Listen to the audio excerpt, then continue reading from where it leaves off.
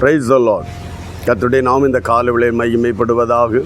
நாம் இணைந்து கர்த்தரை நோக்கி பார்க்க உதவி செய்த தேவனுக்காய் நன்றி செலுத்துகிறேன். இந்த நாளிலும் சங்கீதங்களின் புத்தகம் 115வது அதிகாரம் அதனுடைய 12வது வார்த்தையை வாசிக்கிறேன். கர்த்தர் நம்மை நினைத்திருக்கிறார், அவர் ஆசீர்வதிப்பார். அருமையான ஒரு வார்த்தை.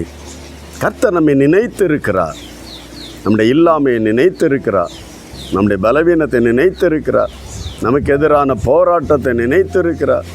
நம்மால் தேவன் விரும்புகிறபடி இன்னும் ஓட முடியாததையும் நினைத்திருக்கிறார். தேவன் நினைத்த அநேகரை வேதத்தில் ஆசீர்வதித்தும் இருக்கிறார். அந்நாளை நினைத்த தேவன் ஆசீர்வதித்தார். மனாசேயை நினைத்த தேவன் மறுபடியும் அவனை ராஜாவாய் நிறுத்தினார். அவன் தேவன் நினைத்தருளினால் அவனை ஆசீர்வதிக்கிறதுக்காக நினைத்தருளுகிறார். இந்த கால வேளையில் நாம் எந்த சூழ்நிலையில் நெருக்கத்தோடு, எந்த காரியத்தில் வெறுமையாய், எந்த காரியத்தில் தளர்ந்து நிற்கிறோமோ அந்த காரியத்தை கர்த்தர் நினைத்தருள வேண்டும். நினைத்தருளத்தக்கதாய் அந்நாள் தேவன் அவளை நினைத்தருளத்தக்கதாய் தேவாலயத்தில் போய் ஆண்டவரை நோக்கி முறையிட்டாள், அழுதாள், செபித்தாள். நீயும் எந்த விஷயத்தில் உனக்கு தேவன் நினைத்தருள வேண்டுமோ அந்த காரியத்தை குறித்து ஆண்டவருடைய சந்நிதியில் போ. அவரை நோக்கி முழங்கால் பட்டு கண்ணீரோடு செபி. கர்த்தர் உன்னுடைய நெருக்கத்தை, வேதனையை, இல்லாமையை, வெறுமையை, கடன் சுமையை, பலவீனத்தை, வியாதிகளை நினைத்தருளுவார்.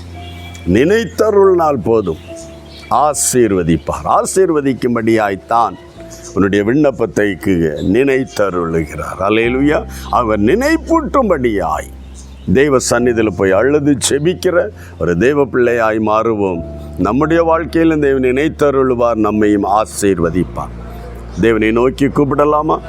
செபிக்கலாம். நல்ல ஆண்டவரே, இயேசு கிறிஸ்துவின் நாமத்தில் இந்த காலவேளையில் என்னோடு இணைந்து செபிக்கிற எல்லா தெய்வ பிள்ளைகளையும் நம்முடைய கரத்தில் ஒப்பு கொடுக்கிற ஆண்டவரே, யார் யார் வேதனையோடு, துன்பத்தோடு, நெருக்கத்தோடு, பிரச்சனைகள் நடுவில், வியாதி வேதனையோடு, தன்னுடைய பலத்தை, திராணியை எல்லாவற்றையும் செலவழித்தும் ஆண்டவரே விடுதலை இல்லையே என்று இருக்கிறாங்களோ அவர்களுக்கு இந்த நாளில் பரிசுத்த ஆவியான தேவன் தேவ சந்நிதியில் தேவன் நினைத்தருளத்தக்கதாக, தேவன் சந்நிதியில் இவருடைய விண்ணப்பம் ஏற்றத்தக்கதாக கண்ணீரோடு தேவ பாதத்தில் விழுந்து கிடந்து செபிக்க எல்லா தெய்வ பிள்ளைகளையும் பலப்படுத்துவீராக, எல்லா தெய்வ பிள்ளைகளையும் உற்சாகப்படுத்துவீராக, தைரியப்படுத்துவீராக.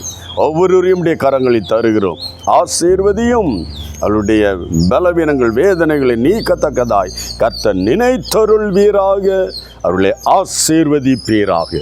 கர்த்தர் அப்படி செய்யப்படுறதுக்காக நன்றி இயேசுவின் நாமத்தில் பிதாவே, ஆமென், ஆமென். கர்த்தர் நம்மையும் நினைத்தருளுவார், ஆசீர்வதிப்பார். God bless you. Praise the Lord.